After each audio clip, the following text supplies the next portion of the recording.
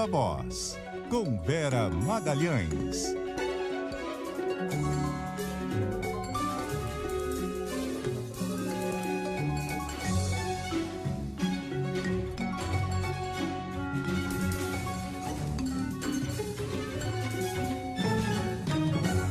Vera Magalhães, Viva Voz. Bom ter você no feriadão, Vera Magalhães.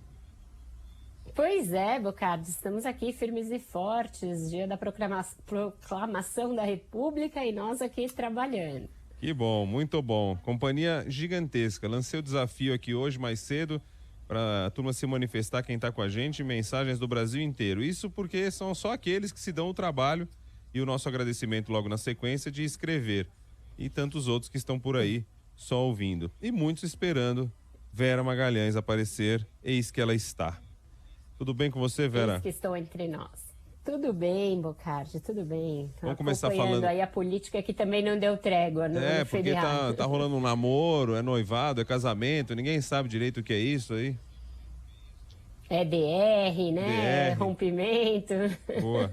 Tem um pouco de tudo nisso daí, Bocardi. O que aconteceu foi no fim de semana, né? O PL, depois de na semana passada anunciar que filiaria o presidente Jair Bolsonaro, divulgou uma nota oficial assinada pelo seu presidente, Valdemar da Costa Neto, dizendo que depois de uma noite de intensa troca de conversas, estava suspensa a filiação do presidente no dia 22, sem nova data para ser anunciada. Bolsonaro, que está em Dubai, também se manifestou a respeito, fez aí várias metáforas como essas nossas, metáforas com relacionamentos afetivos, dizendo que nas próximas semanas deve decidir se retoma o noivado, se o noivado vira um casamento ou se desmancha de vez.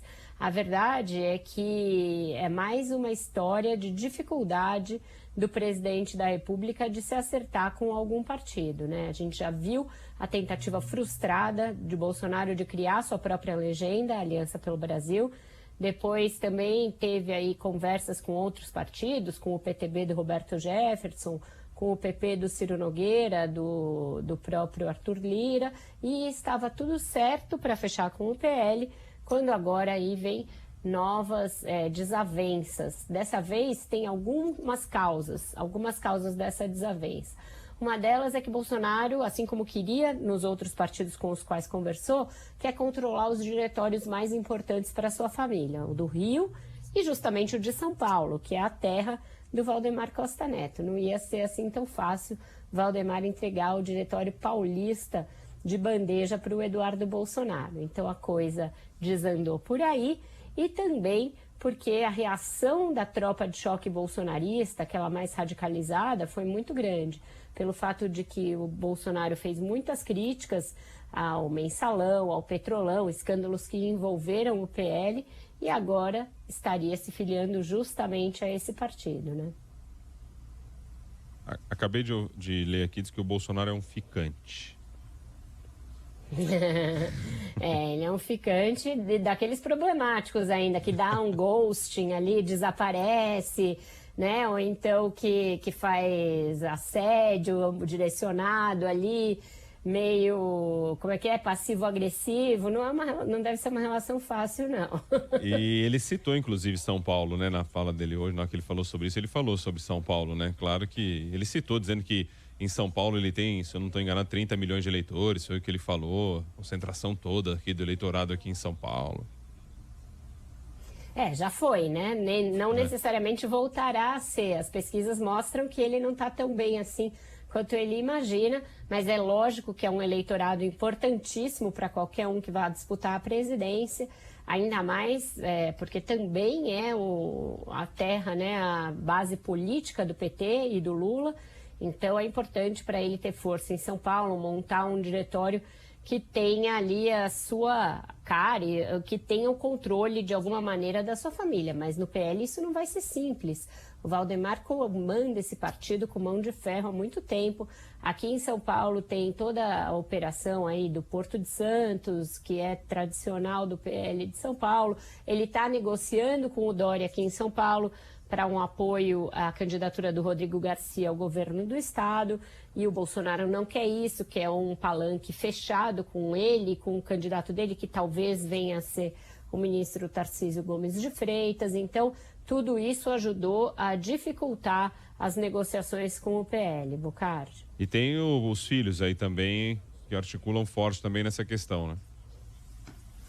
Só que articula cada um para um lado, né? É conhecida a desavença entre o vereador Carlos Bolsonaro e o senador Flávio Bolsonaro. Inclusive, não se falam muito na vida pessoal, vivem tendo embates quanto ao destino político do pai, quanto ao aconselhamento que cada um deles dá ao pai. O Flávio é mais pragmático da política, o Carlos Bolsonaro sempre tem aquelas teorias da conspiração, sempre muito preocupado com as redes sociais, e enquanto o Flávio Bolsonaro é um entusiasta da ida do Bolsonaro para o PL e negociou isso com o Valdemar, ajudou a parar as arestas, o Carlos Bolsonaro, pelo seu lado, passou a semana passada coletando as reações negativas à ideia do Bolsonaro ir para o PL, municiando o pai com essa reação negativa e mostrando que poderia ser um tiro no pé, porque poderia perder as redes sociais, perder a sua base mais ideológica, aquela que é antipolítica, antipartidos, etc. Então tem também um choque dentro da família aí, mais próxima, né? Quanto a esse destino do presidente. E isso também ajuda a explicar o fato de ter azedado a conversa e entrado água nesse chope aí. Antes da gente falar de outros namoros que acontecem por aí, o que está também repercutindo bastante é mais uma fala para variar do presidente Jair Bolsonaro dizendo que a Amazônia, por ser úmida, não pega fogo, como se não existisse nenhum incêndio na Amazônia. Está negando agora o incêndio na Amazônia. Ele está negando os fatos, como sempre, né, Bocardi? Isso é uma coisa que não para de pé.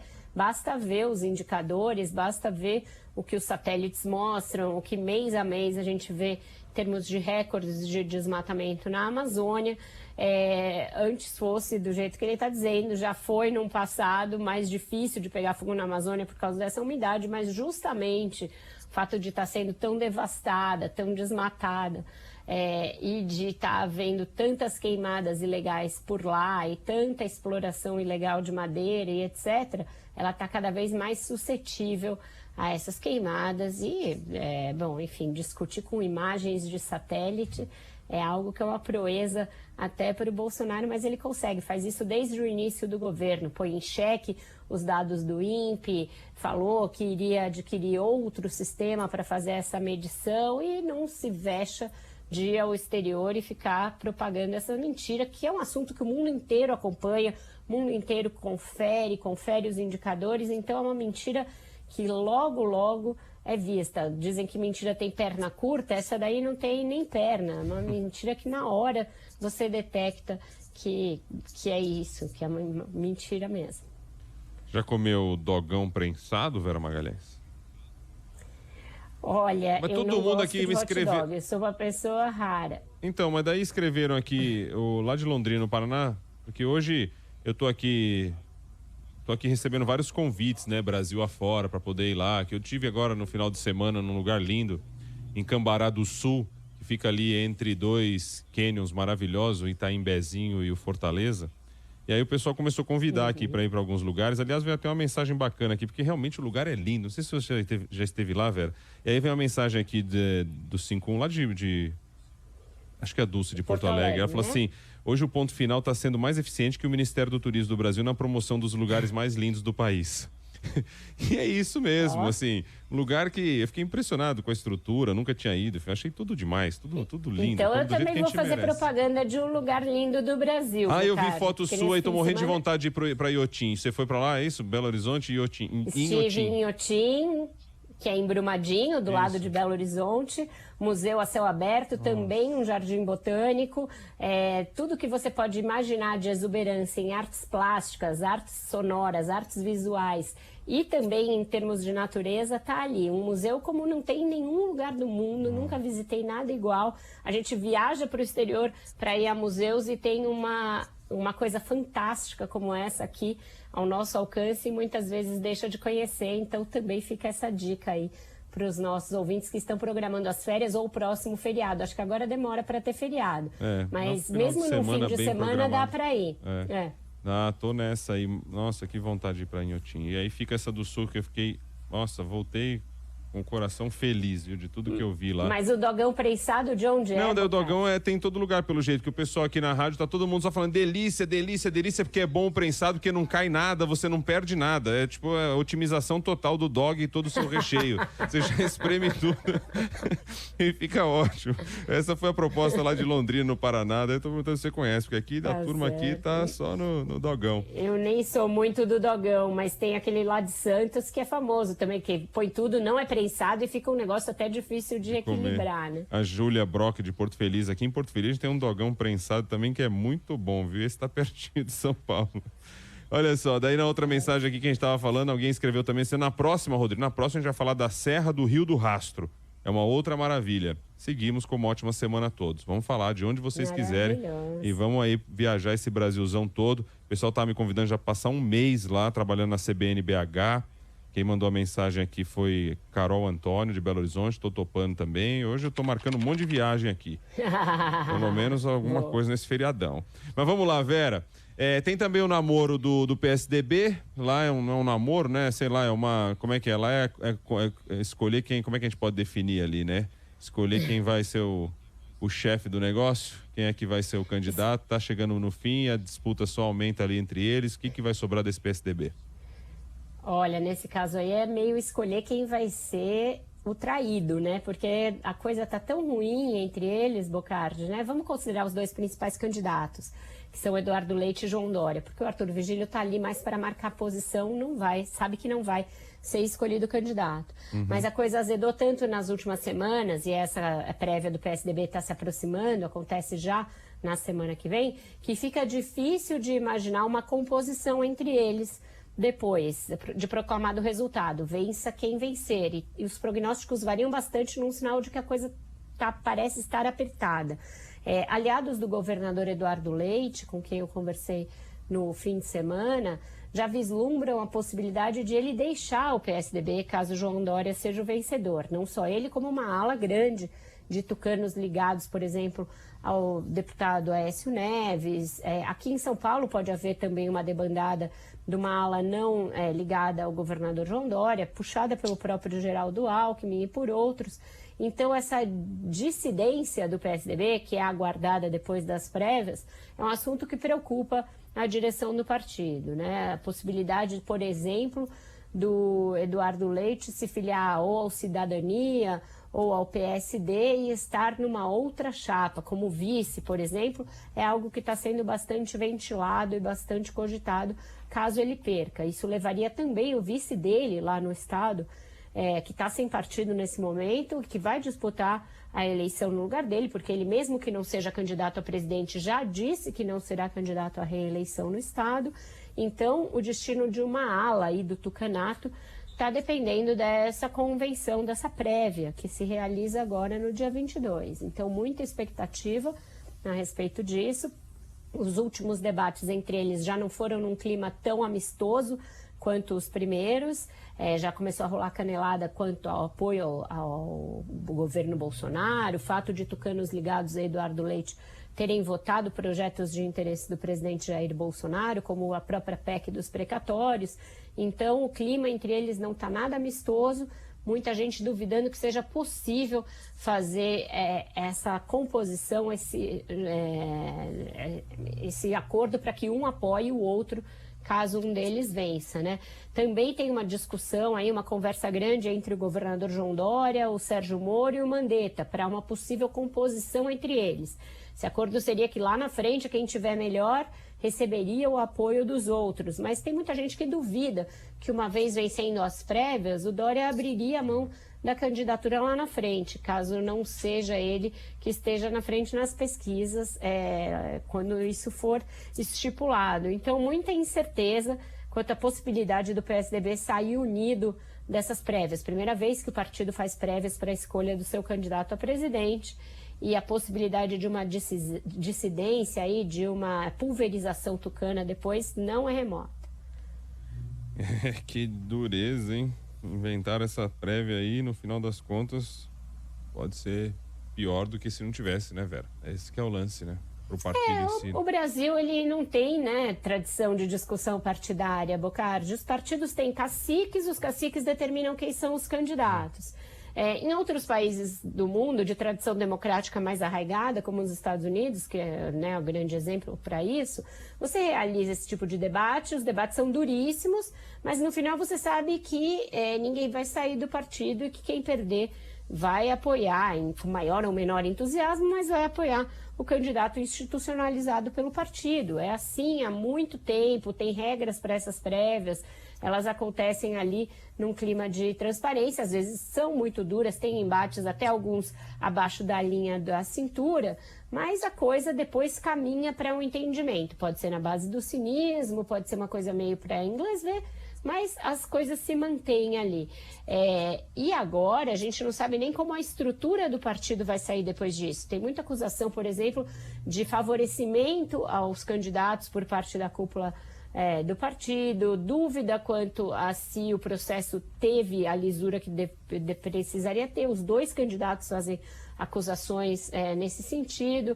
Então, prévia é o tipo da coisa que pode sim fortalecer um partido, porque o coloca em evidência e faz com que as ideias sejam debatidas, mas pode também ajudar a implodir um partido se não forem realizadas de uma maneira bem planejada. Até porque... A gente vai ver o que vai sobrar do PSDB. Diga. Não, é isso que vai sobrar do PSDB, mas um PSDB que já entrou nessas prévias já de um passado recente, já de muita divisão, né? Desde muito desgaste, né? Todo esse processo eleitoral de João Dória... com o governador Geraldo Alckmin, aí falando também de Aécio Neves, só para lembrar, Alckmin que agora também está toda nessa discussão aí, namorando com o PT, quem diria, vice de Lula, numa articulação com Fernando Haddad, uma coisa que, olha, essa política, Vera Magalhães... Essa começou de uma maneira que muita gente duvidou, né, Bocardi? Quando começaram as primeiras notas a respeito dessa possibilidade, muita gente falou que isso seria um balão de ensaio, que alguém estaria plantando com algum interesse escuso, etc. Mas o que aconteceu é que os dois citados acabaram por fomentar a discussão. Se ela vai levar a alguma coisa ou não... Se é possível você fazer essa junção, depende de muita conversa, porque são muitas as arestas a serem aparadas, assim como no caso do Bolsonaro e Valdemar Costa Neto, muito foi dito pelos dois lados aí, né? Os tucanos com muitos ataques ao PT, o PT com muitos ataques ao PSDB. A gente lembra que esses dois já disputaram diretamente uma eleição. Foi em 2006, uma eleição em que o Geraldo Alckmin fez ataques duros ao Lula por conta do mensalão, por conta do caso dos aloprados, por conta do caso Palocci, e que também a campanha do ex-presidente Lula foi muito pesada em cima do PSDB. Ficou famoso um vídeo dessa campanha feito pelo João Santana, em que havia um tabuleiro, como de um jogo de war, ou banco imobiliário, e o Geraldo Alckmin parecia como uma pessoa que ia tirando as estatais e vendendo tudo, acabando com o patrimônio brasileiro. E na época o Alckmin sentiu o golpe e apareceu com aquela jaqueta com os símbolos de todas as estatais. Então foi uma campanha com bastante ataques. Eles não debateram no primeiro turno, não teve debate, o Lula não foi, o Alckmin acusou ele de não ir aos debates. Então foi tudo muito tenso e agora se aventa essa possibilidade deles estarem juntos. O ex-presidente Lula está em Bruxelas, hoje participando de uma reunião do Parlamento Europeu. Ele fez mais cedo umas postagens no seu Twitter em que ele menciona essa possibilidade de o Alckmin ser vice. Bem aquela moda do Lula, ele não nega e nem confirma nada. Diz que não está nem pensando em candidatura agora e nem pensando no vice, que já deram mais ou menos 22 vices para ele, que cada dia aparece um vice, mas ele deixa lá aquela coisa que, né, mantém o assunto no ar, mantém o balão no ar, que é o seguinte: nenhuma diferença entre ele e Alckmin seriam inconciliáveis. Eles teriam sido presidente e governador ao mesmo tempo, tido uma relação institucional e nada que não pudesse ser objeto de conversa. Da mesma maneira, o Alckmin já fez declarações semelhantes em relação ao Lula e ao PT. Isso abriria um caminho aí para ele, que era a possibilidade de não precisar disputar o governo contra o seu partido, contra o PSDB. Mas o obrigaria a sair do PSDB de qualquer maneira. Só o destino é que mudaria. para disputar o governo, o destino mais provável do Geraldo Alckmin é o PSD, de Gilberto Kassab, o partido que lhe daria maior força, maior estrutura, com o Márcio França, do PSB, como seu vice.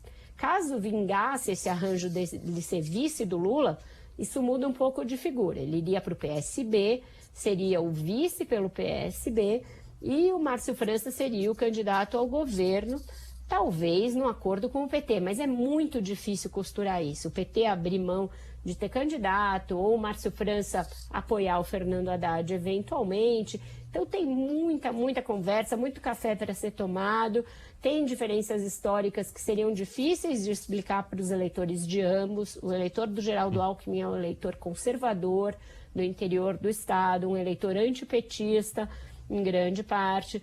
O eleitor petista tem muita mágoa do PSDB, acha que o PSDB ajudou a estigmatizar o PT.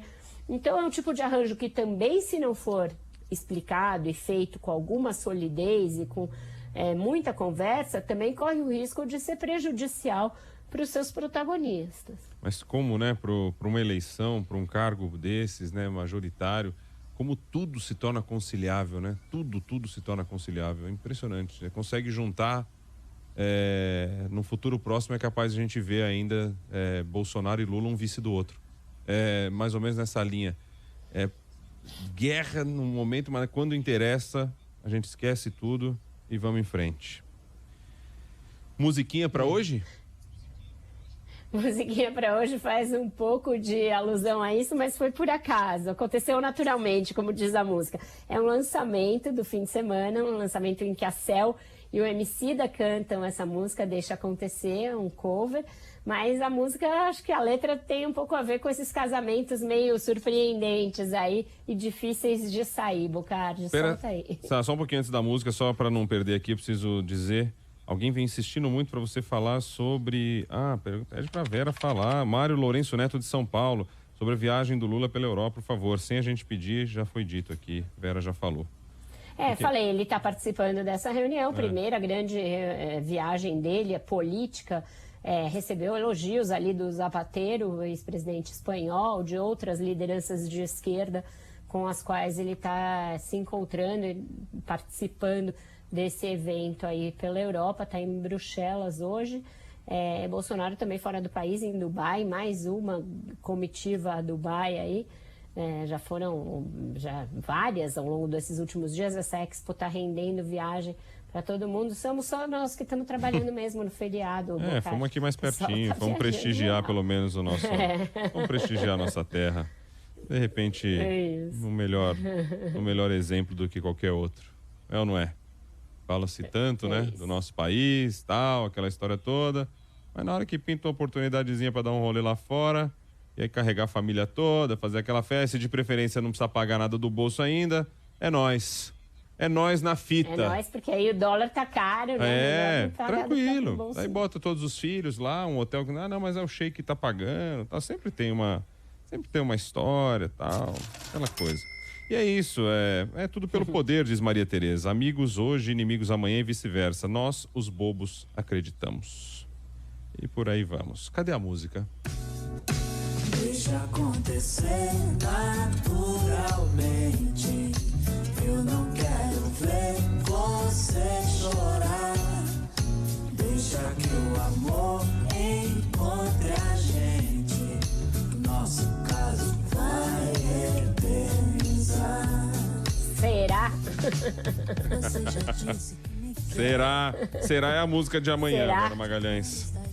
Tá bom. Valeu. Só imaginação, nada vai acontecer. Tchau. Tchau, bom fim de feriado, Vera Magalhães. Pra você Beijo. também. Bom mais trabalho, que já tô no ar lá no Roda. Tchau, no Roda tchau. e eu no Jornal da Globo. Então estaremos. Eu um pouquinho mais tarde ainda. Se lhe serve de consolo, vamos nessa. Talvez esteja eu chego no ar e te assisto. na terça. Tá bom. Valeu. Terça bem cedinho. Tchau.